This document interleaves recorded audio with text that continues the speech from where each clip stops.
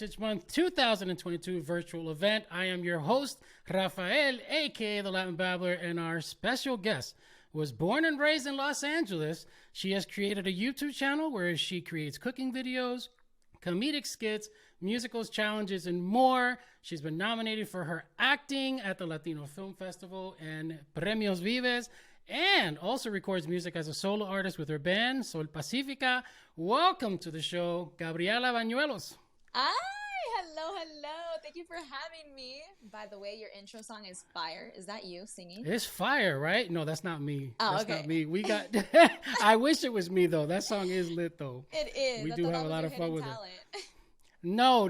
My hidden talent is literally to eat. That's my. Oh my God. I'm an eat, so I'm glad that you make cooking videos because we probably have a lot in common. You like cooking and I like eating. So there you go. And you can teach me a little something from both of those countries. I'd love to learn something. I make mofongo. I make really good mofongo. It's really good. That sounds really good. I've had it. Me encanta. So you got to teach me.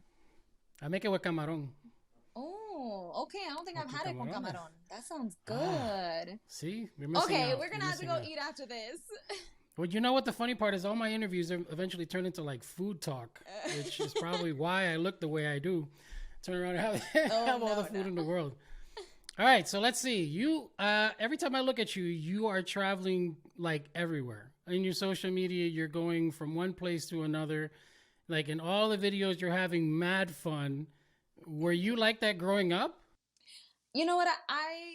Now that I think about it, I feel like I had a pretty privileged life. Obviously, I didn't come from a really rich family. My family is like just your mediocre Latino, Mexican-American family, you know? My parents came from Mexico and they started their roots here, and we're 6 kids. So you could just imagine. 6 of us. I don't know how my parents did it. So whenever I hear gente diciendo, ay, no puedo hacer esto, no puedo hacer eso porque no hay tiempo, cállense. Que hay tiempo para todo. There's always time. You got 6 kids, you definitely got time. Yes. So like, I don't know, my mom and my dad always found time to take us, even if it was like a little road trip to San Diego, to Palm Springs. Like growing up, I was really fortunate to travel, and Mexico was obviously one of the biggest places we'd always go to for like summer break, spring break.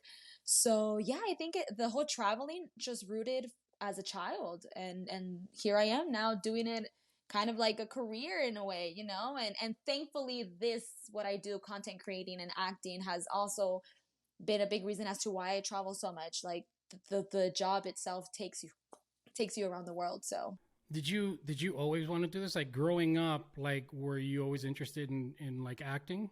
Yes, definitely. You can ask my whole family. They're like, I'm not even surprised you're in this. I'm always your answer is like, esa siempre estaba bailando. I somehow was always the center of attention without wanting to be the center of attention. I just naturally wanted to entertain people. And I think it wasn't until high school when I started doing like theaters where I really started to realize, hey, I kind of want to do this for a living. Can I be the next Disney star? That didn't happen, but you know. She's like, the line was long.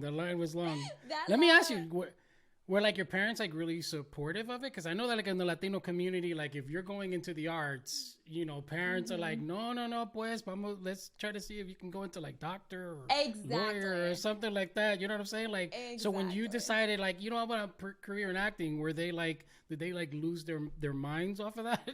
Oh my God, yes. I think specifically my dad, porque in Mexico they have such a bad rep, you know, like the whole, las mujeres, like they get abused, or like there's just something shady always happening with women in the industry. So that was his biggest issue. He was always like, no, you know, this happens. I've heard of these stories. I'm like, Dad, well, I mean, I don't know what to tell you. I'm not in Mexico and I'm just going to pursue what I want to pursue. Like, this is where my calling is. I've always loved it. And I did try other things, but nothing ever like really stuck. And I felt like I always came back to the arts. So, I mean, it wasn't until I think they started seeing me make money off of it is where they started to really... Isn't that the way it is? Right? Because at first they were like, you know, you should be a doctora, you should be a lawyer. I was like... You get that first check, they're like, Hold on a Yeah. second. Yeah, You wait. can make money off of this? You can make money and you could give me some of that money? Oh, give me the money so I can take care of it for you real quick. That's crazy. That's crazy. What? So, like, what platform did you start on? For social media, it was definitely YouTube. YouTube? Yeah, YouTube. I want to say it was like in 2013, 2012, between those years. Yeah. I started with like cooking videos, and at the time, I was really involved with other content creators that were also kind of like the the beginners like of YouTube. Really, I feel like these people are really the ones that Oh, kind of like wow. paved the way of YouTube content creating. And I was collaborating a lot with them, and because I was collaborating with them, that's how I got into YouTube. Because at first I was so in denial, like, no, I'm not gonna do it. I'm not into that. I'm just doing acting. I go on my auditions and I book whatever, you know. And then little by little, the fans, the followers were like, oh my God, you should create something. You should do this. You should do that. And I kind of just said, all right, whatever. Let's give it a shot. Let's see what I can do. And I started with cooking. And surprisingly, that actually took off.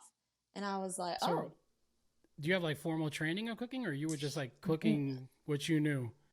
pretty much. My dad was a cook. So I grew up with my dad always having me in the kitchen with him. And I just learned throughout, you know, my life. Yeah. And I've just always had a passion for it. I think it's also a very artistic field. You know, you can get very, very artistic with your plating and just like the art of cooking. I feel like it's really artful. So, yeah, I just started to do that. Nothing crazy. I didn't feel like I was a chef, and I always felt like my videos never came off as that. Somehow they come off very comedic, and people thought Like they were genuine. hilarious. Yeah. Yeah, and I was like, okay, sure. And then from that, I started doing like the comedic skits, the dancing, then the traveling vlogs. Y aquí estoy. So you mentioned you were doing the auditioning process. How is that for you? Because it's like it's different for everybody, obviously, but it's mad weird, the auditioning process for like actors going in and then they have to compete with like all these other people. Some of the things you guys have to do to even try to land these roles. What was the auditioning process for you? Was it like exhausting, or were you like motivated every single time you had to do it? It was motivating in the beginning because, you know, as an actor, you don't, I mean, just getting an audition is hard enough. So like Yeah. when you get that audition, you're like super hyped, like, oh my God, I'm gonna go in. They want to see me. Okay. So like getting the audition is super, like, you get really hyped, but then it gets to the point where you're just getting no's and no's and no's and no's, and Yeah. it gets super exhausting. It mentally exhausts you, and you start thinking you suck. You're full of crap and you're never gonna make it in this industry, you know? So I feel like it's an up and down cycle. It's a whole roller coaster. Sometimes I feel super motivated and I'm really excited. And then other days I'm just like, I give up with this. Like, they don't like me. I feel like they told me I did really good and they can't wait to see me again. And they don't even freaking see me. Like, what's going on? So it's an up and down roller coaster. But honestly, I feel like social media is like that too, though. The whole content creating thing is also like that. I mean, it's kind of different though, because I mean, I've seen the people who like go in there. My daughter's an actress, so she goes in there and she was doing these auditions, and they would tell her, "Oh my God, you were amazing. We'll definitely give you a call back." Nothing, Mm-hmm. Yep. absolutely nada, and it's like 99% no's to like the 1% yes, and then you get. So, what was like the first role that you landed that you got like super excited about? It was Disney Channel. And when it wasn't even like an Really? actual role. Yes. And it's crazy because people recognize me from that. Like, they'll be like, oh my God, you're the girl from Good Luck Charlie. I don't know if you ever saw that, I but saw Good Luck Charlie. I'm not that old. yeah. I don't know if people want to watch Disney Channel. They don't want to own up to it. I do. I watch Disney Channel hardcore. And I feel like Good Luck Charlie was one of the last few shows that I really was like, Yeah. damn, those were really good, you know? So it was for Good Luck Charlie, actually. I'll never forget showing up. And it was like maybe like 6 other female girls. We were on the lot, we were on set. So they had the audition there. And it was for a featured extra role. So I was still kind of green to the whole like understanding the lingo of what featured extra means and all that Yeah. stuff, right? So I was like, okay, whatever. I'm just going to go. And I go in, and it was the director, producer. And I can't remember if I saw the actors that day. I don't think I saw the actors, but I was just like geeking out in my head because I was like, oh my God, I'm a fan. I'm a fan of this show. And so, yeah, they asked us to, you know, just do emotions like, oh, can you guys act sad? Can you guys act surprised? Can you act disappointed? Whatever. And we all did it. And then they started pulling us out. Okay, so when I say your name, you're just gonna go out and sit back there in the seats. And when I don't call your name, that means you guys have to go. Thank you very much for coming. So they start calling out names. Oh my God, my hands were so sweaty. And it's only 6 of us. And you have these producers and directors staring at you. So there's all this pressure. I was like, did I cry good enough? I don't know. Did I laugh good enough? And yeah, I got it. So it was That's like awesome. Yeah, it was so I couldn't believe it. I kid you not. I think I like just stood there for a minute, like in shock. Like, wait, did he call my name? He told me to go back there? And so I like, they told us everything we were gonna do when we had to show up to set. And so I remember walking out and I called and I started crying. I called my mom, I called my boyfriend at the time, and I was like, oh my God, I got it. And I really thought that's where my career was going to take off, and I was going to book all these Disney shows. And then that's true, because that first one, you're like, the door's open. Yeah. I can walk in. Everybody knows me now, so I'm going to have those connections and all kinds of stuff. I know. It didn't happen that way, but it's all good. Yeah. I still did like 2 other Disney stuff after that, and I really do think it was because of the connections I had gotten through that show for that specific like episode. Very so cool. Fun. Yeah. You go into the creator space. What was the video that launched it? Like, there's always one video that just takes off, and I was talking to other creators. You got the phones going off because of all the notifications. What is the one video that just like launched it? Oh man, that's tough, because I feel like with the different genres, there's a few videos in each genre that has hit. But I want to say that it's the dancing videos. I can't remember which one in specific. I think it was the one that cumbia, or it was like Caballo Dorado, cumbia, or bachata video I did with my buddy. His character's Tiburcio. Mm-hmm. And those videos till this day are kicking off. I don't know how on earth, but they still are like my highest viewed, and they're constantly getting comments, and I'm just like, damn, okay, y'all love this stuff. Okay, this is cool. That's but crazy. for sure it's those, because on any platform I have, I always have people, oh my God, I found you on Tiburcio, on the dancing videos with Tiburcio. That's my stuff. Like, I love that stuff. So I want to say it's definitely the dancing ones with Tiburcio that kicked it off. Do you ever find it like exhausting, where you guys you're making content, and at one point you just kind of get burnt out? Oh yeah, I feel like every content creator feels like that, and they're lying if they don't. They definitely do, because you just feel like you have to meet this specific level at all times. Yeah. And just imagine you're hitting, like, I don't know, you get super lucky, and that whole week you posted 3 videos, maybe 5 videos, and 3 of those videos go viral, and like now you feel like, okay, how can I top that? That one. Yeah, you gotta just keep getting better and better and better. So it could be really exhausting. And I'm not gonna lie, I think I had like almost a 2-year, not hiatus, because I was still like in it, but I wasn't fully in it, because it was just really getting to me emotionally, and I was like depressed. I wasn't really inspired. I just felt like my life is falling apart. And it wasn't until I had a reality check, and honestly I kind of just took a really good break and refreshed. Yeah, like a little kind of get your brain, how do you say that, reset? Yeah, so had a whole reset, going back into it. Yeah, I mean, that's good. Everybody needs it, regardless of what field you're in. Everybody definitely needs a kind of like a boost sometimes. For sure. Because even doing this, like, you come up with shows and all kinds of stuff. You're asking questions. You're trying to figure out which questions to ask, how to make them different. Just creating a show in general. It gets to the point where you're just like, okay, I don't know what to do next. Yeah. Like, what else? What else do we talk about? Like, we just talked about that. What else can we talk about in the Latino community that hasn't already been, discussed or something like that? Yeah. That's tough. Crazy. Yeah. All right. So Hispanic. Go ahead. No. That's okay. I said, everything's relevant. So if you got something to say it. No, I was just gonna say, people need to like, the viewers need to be a little bit more empathetic with the for real. They need to be a little more empathetic with whoever it is that they follow, whether it's content creators, podcasters such as yourself, like anyone, because in the creative like arts, it's really draining. And I think people think it's just easy. it comes easy and it's an easy job, and it's not, because you have to entertain so many people. And I don't know, it's a See, very, yeah. that wasn't irrelevant. That was mad relevant. Like, what are you talking? That was like, that was good. You know, I asked that. It's a good statement, because when you think about it, like, there's a lot of people who do, you know, who try to do this. It's not like everybody who's trying to do this becomes and blows off. And, you know, there's a lot of content creators who are out there who haven't hit that stature of, you know, having that kind of, I guess you can say, fandom or followers, but they're still putting their like massive efforts into it.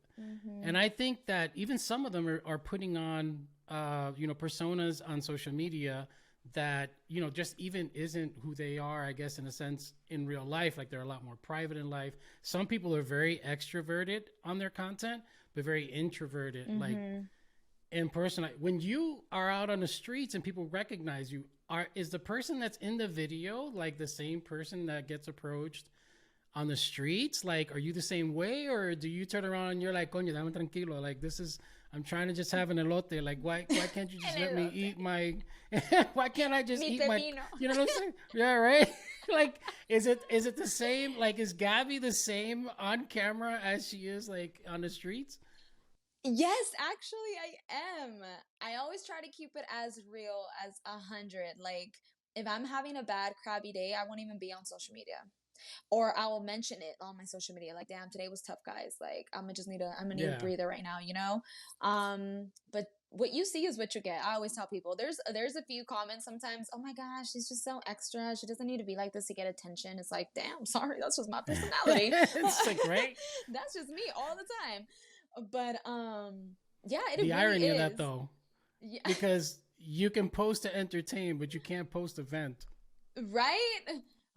But yeah, so I think my community is really, really awesome in that sense, though, because I feel like they're very extremely supportive when I vent. That's And I good. get really dark on my page sometimes. I mean, the darkest that I've gotten was I don't want to go dark here, but like, my dad recently passed, and when that happened, like I didn't expect the amount of support. I didn't expect the amount of understanding. When I took like almost a 3-month break, I was like, I need to just get out of here for a minute. And like, they're amazing when it comes to that. So I have a pretty kick-ass fan base, and I appreciate and love them for that. Cause whenever I get them hating comments, I know it's not the real ones, okay? Oh, it's them bots, man. It's some people who are going over there just trying to troll accounts for the hell of it. Yeah. I get those. So, Mom, you can unfollow me if you want. No, keeping you humble. She's keeping you humble. She's trying to keep me down level, you know what I'm saying? Oh, 900 followers or whatever I got. I don't even know. It's like, hey, 900 is a lot. Hey, you know what? That's the one thing I will say about, you know, the people that follow me, is that they are also extremely supportive, because I will have days where I'll just post up there and I'll be like, man, I am just exhausted. I've been doing this for like 12 hours straight. And I'll get some of the most kindest message in my DMs of people just, you know, prayer hands and be like, hey, keep your head up and, you know, keep pushing and stuff like that. So, you know, I'm glad that you have those type of fans, because there are some people who have the other side of those. And, you know, obviously you're going to have people like that constantly badgering your account. So it's really cool. I mean, you get it, the good with the bad when it comes with social media. Yeah. All right. Hispanic Heritage Month. What does it mean to you as a Latina, and what does it mean representing your culture through your content? That's a loaded question. I know it is. I feel like I should have written my whole essay out for this. You can do the dissertation and send it in if you want, but we'll do a voiceover later on. We'll do a voiceover. We'll just add it to the interview. What does it mean to be a Latina? Un orgullo, like, up to here, man. Like, I am so proud. Anywhere I go, I make sure people know que soy Latina, que soy Mexicana. Like, I don't know what it is. I kid you not. I can be in the most like American neighborhood, and I will make sure I speak Spanish or I reference something about Mexico, just because I want to make sure that, you know, we are here and we are here to stay, and we're not ashamed of who we are. And I know so many people have different stories of like, oh, when I grew up, I was like, you know, very ashamed and just like timid. I didn't want to show who I was, with whether it was their clothes, their hair, like anything that kind of like authentic, made them very authentic in their who they were and what they came from. But with Mm-hmm. me, it wasn't like that. Again, I feel like the community I grew up, it was a very small community. I grew up in a Catholic private school, and that community was nothing but Latinos. Like maybe one white folk and maybe like two African American, you know? Like Yeah. it was so rare for me to grow up seeing nothing but white people. So I never really got to experience the whole like racism until I got older and I started being on my own and going out and about. So like I'm a proud ass Latina, and to me it's beautiful to have grown up to see that pride around me and still see it now.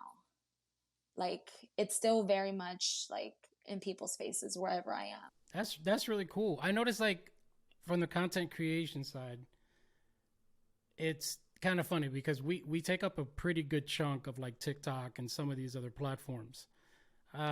You've attended some of these, you know, events where they have, you know, like whether it's Instagram or whether it's TikTok. Hey, those are good. Let's TikTok. get sponsored. Hey, TikTok, we're gonna get, yeah, right. We just turned around and got ourselves. So we'll see it next. You know, this episode was brought to you by TikTok. Are you seeing more representation in these specific areas? I know that, you know, we've spoken to quite a few where they say that they're still lacking when in the creator side. Are you seeing like at least a growth from when you first started doing content creation? Yes, I've been in the game for a few years now. I mean, since like 2012, you know, 2013. So I definitely understand both sides. People, and I do strongly believe that we still have a major lack of representation, but I do see the growth. I've seen the growth. And in a lot of companies too that are like Latino owned companies, I feel Mm-hmm. like they're becoming more loud in who they are as a Latino owned company and not afraid to like show that as well. And with that being said, like they're bringing in these Latino content creators to like collaborate with and whatnot, you know? So I have seen the growth. Do I still see the lack of? I do, but I see Yeah, I growth. And mean, so that, yeah, I see the growth. So that gives me hope. And I feel because we're seeing the growth, we as a community, we're very like supportive, and like ese orgullo que tenemos, like it pushes us to fight really hard for our people and for our representation. So like the representation is getting there, and it's getting, and it's, I feel like it's becoming more known, but I want it to be authentic too, you know? Like yeah, I feel like certain companies or even, do it for the number. It's a yeah, diversity do it for pick. the numbers, do all Yeah, this like I've never been a fan of that. yeah, do it, do these like stereotype. Can I cuss on this podcast? I don't know. Can I cuss? I mean, Can I you say can. that shit? I don't know. I can just bleep it. Oh no, Okay. that's fine. Oh, okay. Like I feel like all this stereotype kind of like shows or movies, like I'm tired of that shit. Then cholos or vendors and all of that stereotyped like Agree Latino with that. figurism that we have. So is it rising? Yes, but I feel like it's rising in a way where they're still stereotyping us, and I want it to like move outside of that. Yeah, the typecasting. Typecasting. Yeah, they still do typecasting. You know, we were sitting there talking Mm-hmm. about the numbers, even in the actors field, where you still have, I think it's like 5% of actors that are still out there are playing leading roles. We make up 18% of the actual population here of the United States, and only 5% of us are casted in like Ridiculous. leading roles in all these movies. And when Yeah. we do get casted, it's typecasted. So we're either, you know, the gangbangers or the cleaning Yeah. supplies, or you know what I'm saying? Bodega. Yeah. Like it's always, there's always some role that Yeah. like demeans, yeah, the bodega owner or something like that. Or I never understood that because there's A so many normal of us who life. Like, live like yeah, above like I lived middle a middle class. class. Yeah, Like I it's did so not grow crazy. up seeing gangbanger like family members. Like obviously we had them, but like it wasn't just like exploited in my face and in like in everything. So it's just crazy to me that everyone thinks that that's what it Yeah, is, and it's not. And It's almost like Yeah. you're being introduced to Yeah. a side you never saw. It's kind of weird. Like I grew up in Patterson, Patterson. New And don't get me Jersey? wrong, you see things, but it wasn't the Sorry. yeah. Moment. Oh, what? No. Okay. Do So the tell. first time Do I went to tell. New York, I stayed in Patterson, New Jersey. So I know. Oh God, I have a story in Patterson, New Jersey. Oh, Oh my God. Patterson It was is because literally we're like Patterson's 3 in crazy. the morning, 4 in the morning, and my friend's cousin's friend, I hope that made sense. We were just hanging out and we were about to leave actually to the airport in a few hours. And next thing you know, like his little sister runs in the room saying, "Yo, your car is getting stolen." And we're like, "What? Quit playing." Yep. And we Yeah, we run that's outside Patterson. and the car is driving off Yep. and then they drive off to get it. Oh, it was just wild. I couldn't believe it. But yeah, I stayed in Patterson like 2 times And when I both went times out she had to her New car York. stolen. No, I'm just kidding. Both times. That's Patterson, New Jersey. Look, we have a relatable story, and it's it may not be good, but it is what it is. It's Patterson. Oh man, but the food So is fire. it's you're not gonna get better food. The I mean, chimis. the best food comes from a lot of areas where as bad as this may sound, they're very poverty driven areas because that's where like a lot of the authentic families live and things of that nature. When it comes to like for instance, in Patterson you get a lot of Dominicans, you get a lot of Puerto Ricans, there's a lot of South Americans there, so you're gonna get some of the best food and some of the best spots of those people who open restaurants in those areas. It's crazy. Mm-hmm. It's when you come here to LA and you can't find a good restaurant for nothing. What? So, Hold up. Hold nah, there's no good up. food in LA, Gabriela. Like No, ya me caíste mal. Estábamos no. muy bien, pero aquí terminó la entrevista para que sepan. All right. Name a good Dominican restaurant. Okay, in hold LA. up. If you're saying Dominican and Puerto Rican restaurants, then that's a whole other story. That's a whole other story. Actually, are there Dominican restaurants out here? It would be nice. Exactly my point. It would be exactly it's either Salvadoran, Mexican, maybe Ecuadorian, maybe it has to be a good restaurant for that. Aside Peruvian, from that, there's like a lot there's of no Peruvians. Diversity. Is there? Oh yes, especially where I grew up. It may be Peruvian. The restaurant down the street is probably Peruvian. Yeah, there's a lot of Peruvian restaurants. I kid you not. Where I grew up, I'm in the South area. I'm in the Long Beach area. So Peruvian corners. Oh, okay. Yeah, like- we're not in the same area then. Yeah, are you in the Valley? Because I feel like every New Yorker, every East Coast folk came to the Valley, and that's where you guys fucked up. That is No, but No, but I've been everywhere. I've been downtown. I've been to East LA. I've been, but look, I can't find they have one place called Mofongos here. I think is what it's called. Yes, and I've Ironically, been they to it. It's terrible. Don't tell me that that's good food. If you consider that good Dominican food, then you're right. This interview is over. No, 'Cause it's terrible. It's so bad because I went to go support. My boyfriend was excited. He was like, "Oh shit, okay, let's go support." And he was so disappointed. I was like, "Oh my God, I feel like I failed you." But it was our first time. Mind you, it was our first time. If Mofongos is listening, you're more than welcome to sponsor the show. I know, we love you. We'll go to get some coquito in the holidays. We'll turn around and be the brand advisor for that restaurant, but it's terrible. It's a terrible restaurant. Yeah, maybe you should start your own restaurant. You love food. Hey, we just started something. I don't know.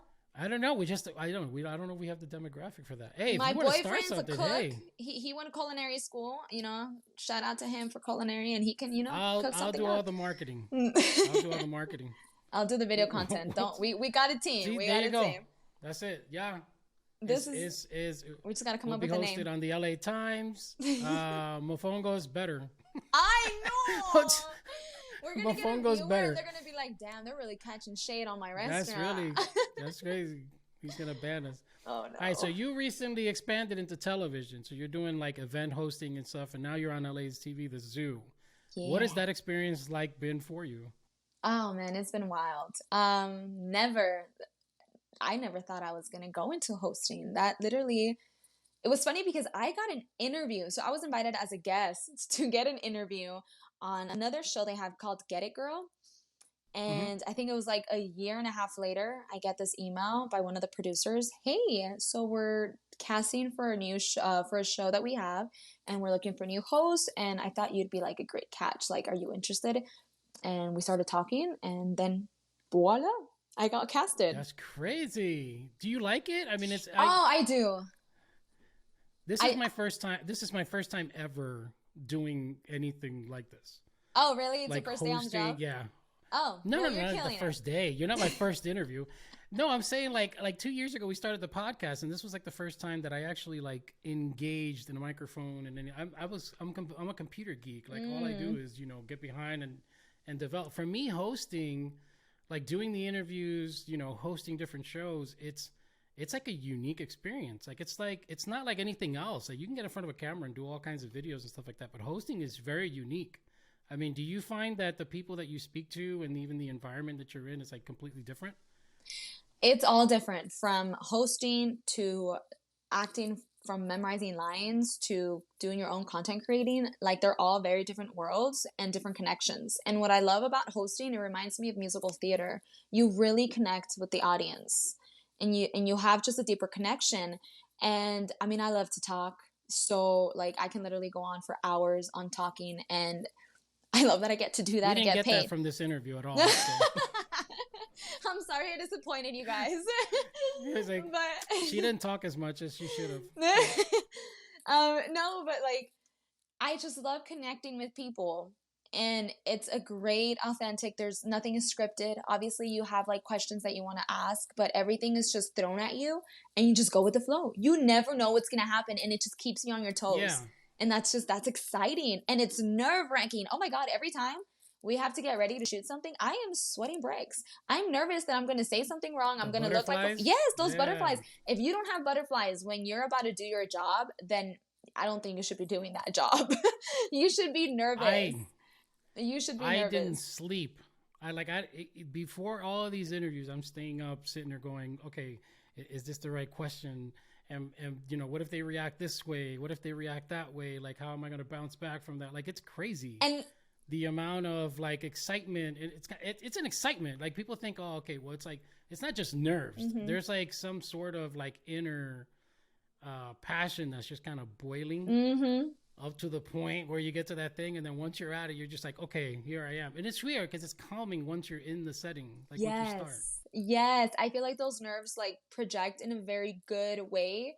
Like it just helps you produce a better interview, or be like me at this is now I'm on the opposite end, like I'm the one being interviewed and asked questions. And I feel like it's different because I know how both sides are. Like asking the question seems a little bit more calming because you're like, you don't have the pressure to answer, and did I answer that correctly? Is that what they wanted to hear? Did I fuck up? And like now I'm over here thinking, I hope I didn't steer away, because I'm so good at that. I think women are so good at that, specifically me.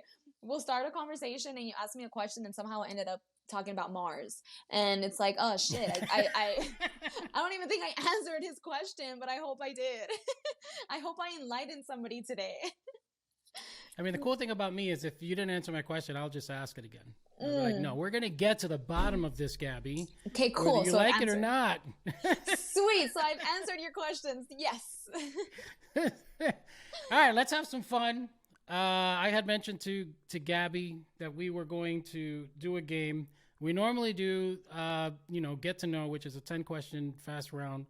But with Gabby, we decided we'd take it to a different level. We're going to go play Babbler Would You Rather, which only a few people have ever played on the show. Used to be 2 truths and a lie, but we canceled that. Dios we just mío. got lied to way too much. All right, so you ready? So these get predominantly more difficult and more Hispanic and more Latino as they go along. You ready? Okay. All right. So Babbler, would you rather? Would you rather live in a place that's very cold or live in a place that's very hot? Very hot. Very hot? Very hot. Oh yes. Put me on an island. I will live there for the rest of my life. I most likely will retire on an island.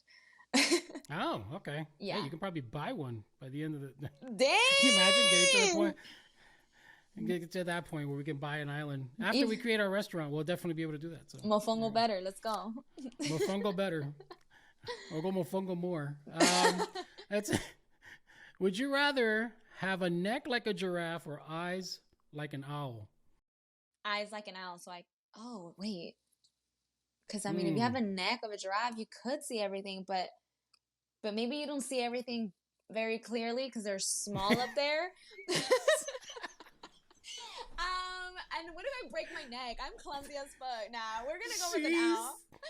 Because you can just actually analyzed the answer. That is awesome. It's like she had a whole strategic reason why. That is so good. It's all the owl. We don't break necks. She's with like, we gotta go with the owl. I'm afraid I'm gonna fall over. My neck is gonna hit a chair. It's all over. So, all right. So, would you rather be invisible or be able to fly for just one day? Oh, fly. I've always wanted my superpower to be flying. So you rather have that for one day than just be invisible the whole time? Yeah. I want people to see me. I don't want to be invisible. That's good. Go be like Peter Pan. She's like, yeah, all right. Yeah. That's a good one. Yeah. This next one's kind of funny because I'm highly interested in how you answer this one. So, I mean, being an influencer and a content creator, this is kind of like right up that alley. So, would you rather wear an outfit that is constantly changing as you're wearing it, or the same thing with a hairstyle? So as you're walking to these events, your outfit is constantly changing on itself. You don't have control of it, or your hair. My hair should be constantly changing? Yeah. My hair, because like if it's my clothes, oh my god, am I gonna be naked in that moment? Like, am I naked? No, you don't get. It's not naked, okay. But it's gonna turn around and like it'll change the different types of outfits. Just out of nowhere, you'll just be walking and okay, it'll just outfits. Turn into whatever. Outfits. The outfits? Yeah. Okay. That's fun. Yeah. That would be interesting, right? Like just walking around in clothes that it's almost like an LED. I need a stylist. Type. Can someone that's listening please style me? I'm too lazy to style myself. Look at me. I'm in gym clothes. That's okay. Look, I'm not in gym clothes, but okay. Either way, I need a stylist too, but they don't. I need a stylist who's fat people friendly. Let's see. So, would you rather wake up every day having your parents making you clean, or would you rather wake up every day and burn your favorite Latino dish? No, hombre, a limpiar. A limpiar. No, porque oh hell no! I love to eat. I want to make sure my food is good. Like, I wake up. She's like, I'll clean. I will slave. I will clean for my food. Yes, I will clean for my food. Put a little bit of music, and I'm good. It's therapy. That is what. There you go. All right, so here we go. They got a little difficult now because it depends on whether you even know this. Would you rather have on repeat, listening for the rest of your life, Mi Burrito Sabanero, or Feliz Navidad? Mi Burrito Sabanero, camino de... Why did I have a feeling you were a burrito fan? I don't know, man, because I don't know, but I grew up with that song every Christmas. Till this day, we play that song. Every freaking Christmas. All right, so I'm not gonna hang out with you when you're having that. When you're having that day, because I can only because you're gonna create dance videos with it, and that's probably gonna go viral. Well, actually, I might hang out with you then if it's gonna go viral. There you go. All right, so let's see. This one's not Latino one, so would you? I mean, it is kind of. But would you rather go without shampoo for the rest of your life or toothpaste for the rest of your life? Oh my god, that is. Now, mind you, this is a tough one because somebody's going to find out how nasty you really are in this question. Because your hair is either going to be funky for the rest of your life. Rafa, I wash my hair every day. That's how I am with my hair. That tells you a lot. You don't brush every day? You know. Damn, putting my business out there. The fuck? She's like, I do my hair every day, but my teeth. Do you see these teeth? They're rotting. No, I'm kidding. She opens her mouth and le cae uno. This is fake. Look. Right. Oh shoot, that's hard. That's because a tough one. Can't stand bad breath, but I can't stand oily, dirty hair. Like I literally wash my hair every day, and I have women always telling me, "What's wrong with you? You're crazy." Like, my hair's good. Everyone always tells me it's healthy. That's hard. Got a tough one here. But you know what? If I had to choose, I need a good mouth. I need good teeth because then I can't eat food. So yeah. Or talk to somebody for that matter. Exactly. Your boyfriend's gonna call you like, "Coño, what the hell?" Like, what is going on, woman? Okay, it would be my teeth. I'll just go bald. All right.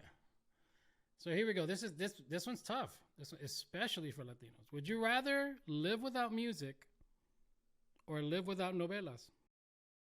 Yeah, these are getting hard. I would say live without novelas. Music, just Novelas, right? Music is the soul. it's Man. the Like, soul. It's life. Me da vida. Yeah. Music I is think incorporated with in music, everything. Yeah, with music you can make your own novela, so you can live without it. So. Oh, I can make my own music See? videos. Okay. There you go. We're There getting you go. deep Food here. for thought. We are. This is psychological stuff, people. For mental health awareness. For that month. Yeah, for that month. Would you rather drink iced coffee or hot coffee for the rest of your life? Iced coffee. Iced coffee. Yeah. See? We're right there. I'm an iced coffee person. I can't be doing hot. Reasons why I like being in the heat. Everything, like, you're hot. You can always put the cold, yeah. Yeah. People are crazy. I can't be drinking poniendo café, like hot coffee in the summer. I don't know how they do like that. It's like those parents who make soup in the summer and then they try to justify it. My dad. Es que el sudor, cuando la sudas, se te quita lo caliente. I was like, huh? That makes no sense. It's like, just give me Vicks for whatever it is you think I got. And yes. You have to sweat everything out, and with Vicks. All right, last one. And you being Mexican, this might hit. Ready? Oof, okay. Would you rather have or experience the best taco on the planet for just one day? Just one time. That's all you get it. Or... one time and then never eat tacos again. So this is it. This is the one time. It's the best taco on the planet. You get to do this one time and then after that you're done with tacos. Or have really bad tacos for the rest of your life. That's not easy. It's tough. That's not easy. That's a tough one. I feel like I'm going to disappoint my community. I would say have bad tacos because I can fix them. I can fix them. I was going to say she's going to put a lot of sauce on that sucker. She's exactly. like, I will just rough it up. I would just suck that shit up, put salsa y limón y ya. Sunto resulta. Like, yeah. Hey, se resolvió la situación. I'm not gonna lie to you. I probably would have went for the latter. Yeah. How the hell am I gonna have one taco and then never have them again? The fuck? No.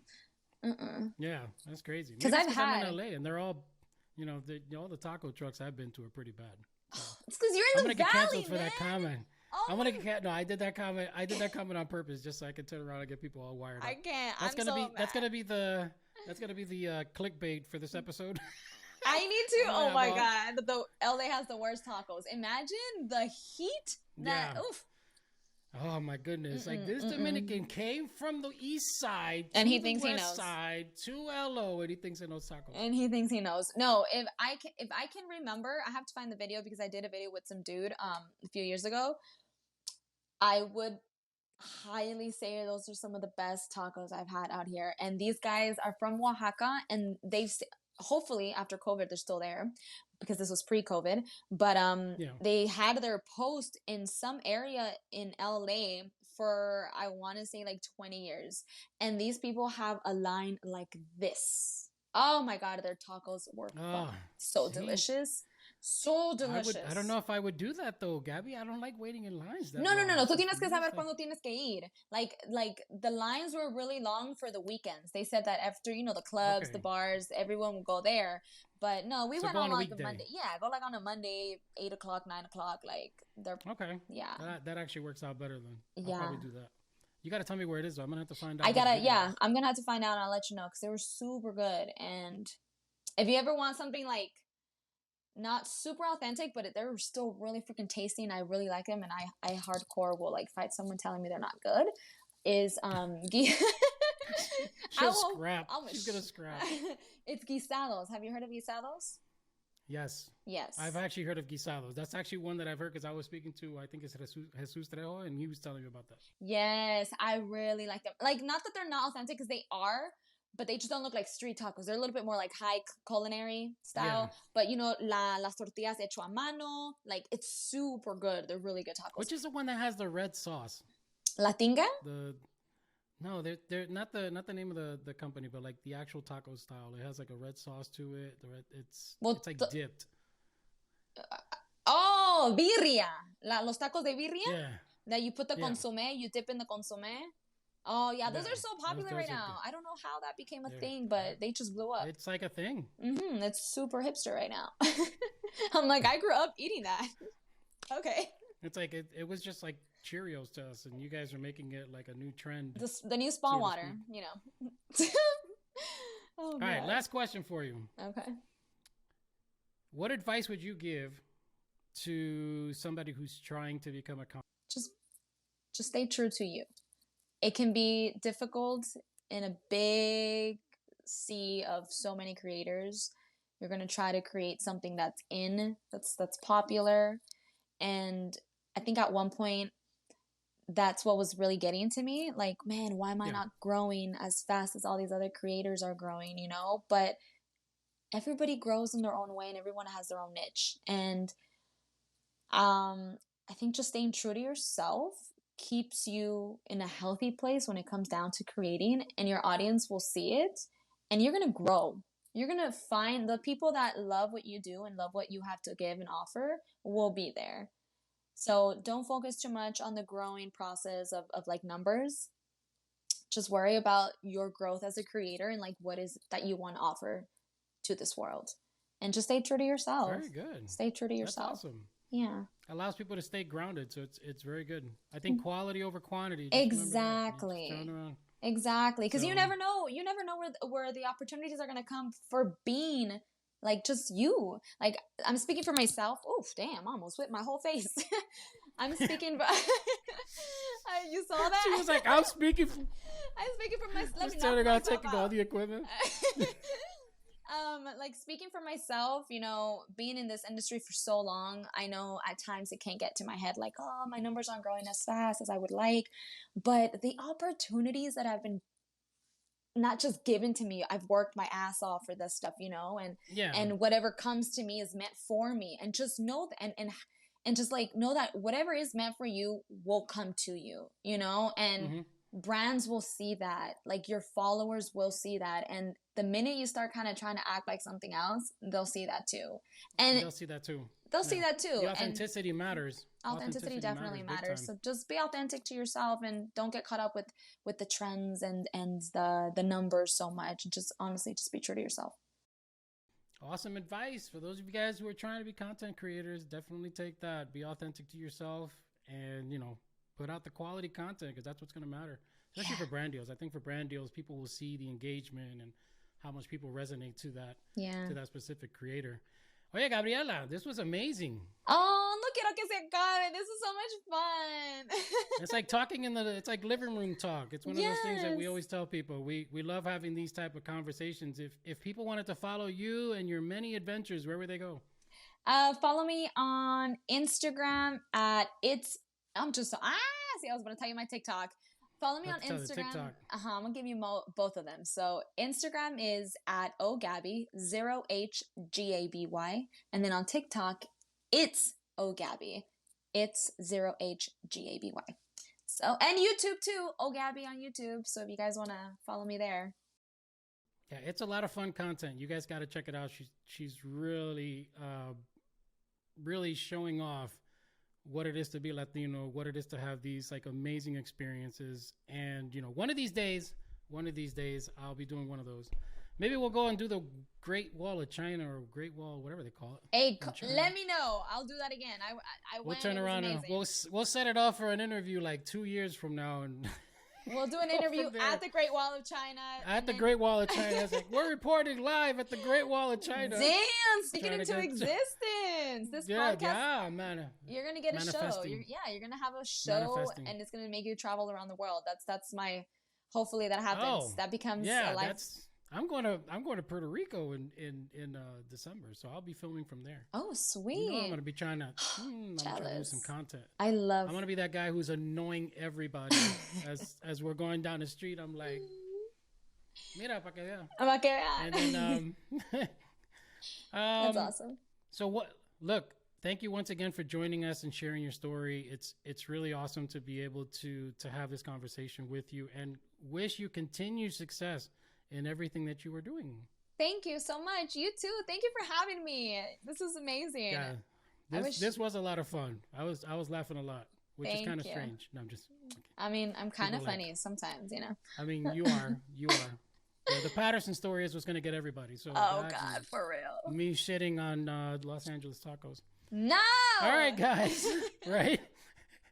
Thank you guys for watching this special interview with Gabriela Bañuelos, part of our Revolución Hispanic Heritage virtual event brought to you by Todo Wafi. Be sure to follow us on all social media platforms at Todo Wafi and visit the website www.todowafi.com. That is where the complete schedule for the remaining of this event is taking place. You can catch this interview on YouTube, Facebook, and all of the other mediums. And make sure that you turn around and celebrate with your families. 30 days, and then continue it for 365 days. And for the rest of your life. Making it just right? All these people who just celebrated for Hispanic Heritage Month. No, it's 306. We're Latino 365 days of the year. Yes, baby. So we are out. I'm Rafael. That is Gabriela. Until next time. Desde Nicaragua hasta Costa Rica, con esta canción todo el mundo se identifica. Llamen a los chilenos y a los cubanos, llamen a Puerto Rico y a los mexicanos, que ya se armó la rumba. Desde Panamá hasta Ecuador, vámonos a Perú y luego hasta Salvador. Que se escuche en Brasil y Argentina. Yo quiero un grito de mi gente latina y levantaré mi bandera, estando en mi país o estando allá afuera, porque para mí, mira, no existen fronteras. Yo levantaré mi bandera.